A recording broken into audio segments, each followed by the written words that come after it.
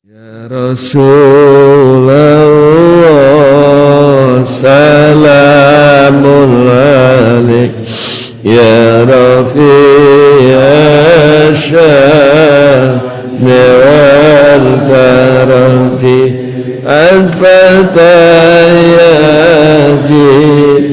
rabbal alamin ya uhailal judi wal karami ya Rasulullah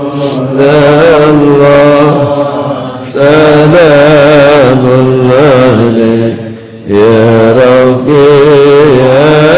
sya'ni wal karamti. Muga-muga kula jenengan diparingana manah sing iso seneng karo Kanjeng. Nek ati niku kebak ndek Kanjeng Nabi wong lara mari. Maksud kula niku mari ora kudu ilang larane, tegese ora ngrasakake lara. Ya Allah, jenengan nek mireng ceritane sahabat perang nderek Kanjeng Nabi, bolone sithik, senjatane kurang, perbekalane mboten sepintena, ngadepi mungsuh sing gagah-gagah, duwite akeh, lenjatane lengkap. Niki mboten mikir pecah, mboten mikir sakit. Sangga senenge mbek Kanjeng Nabi, senajan ditusuk pedang ping 21 paribasane mboten krasa. Mergo sangga senenge mbek Kanjeng. Saestu kaya kula kaya sampean barang niki rekoso kaya ngopo betle seneng karo bojone bengi-bengi liwat kalen bengi-bengi kudanan goleke tombo jamu bojone nggih rek ta nek umpamane bojone jenengan niku sik kamil enom ngono sik mutah-mutah pas aku mboten ning dokter mbek ora ana montor niku disilih-silihne nyilih gak ana niku penting ini malah dipanggul tekan dokter sangga senenge karo bojo nggih aku kok ya pengen mangan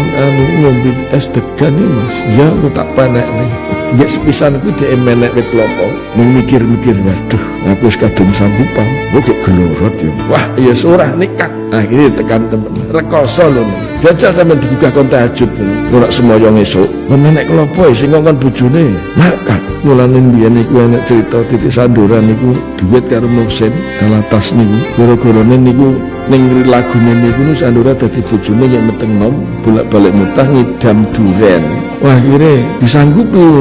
pokoknya ngolang bojone sing ngongkon akhirnya mangkat sama senenge bojone mulai orang keduran nggawa gori nggawa nangka jawabe si bojone durian mana buah durian kenapa buah nangka di bawah ono musim nyauri yo ngapurane memang belum musimnya akhirnya mergo banyak nuru musimnya niku njaluk teko mangkat sik nek menawa nanggo ana durian tiba kok langit pikire ora petong-petong lho kok seneng lara gendike sepatok ngikil pilek buntunge bumpet Mas aku mbok golekno pecel padahal pecel yo ning Simpang 5 ngriko nek jam-jam 2 jam 1 sik ana wong dodol mangkat ngepit ontel ning ndi ning Simpang 5 ngopo keren men bojoku ngidam pecel nah ketemu karo tanggane sing terus gegeran karo bojone walah wah iya bojo meteng ngidam pecel direwangi ngontel ning Simpang 5 mbok pecel sisan kono rak wis wong ngono nek seneng mbek Kanjeng Nabi niku mboten iso kaya liyane nek awake dhewe seneng karo barang anyar saya suwe saya jelek mesti bakal golek liyane nek seneng karo Kanjeng Nabi ora tau jelek selawase saya seneng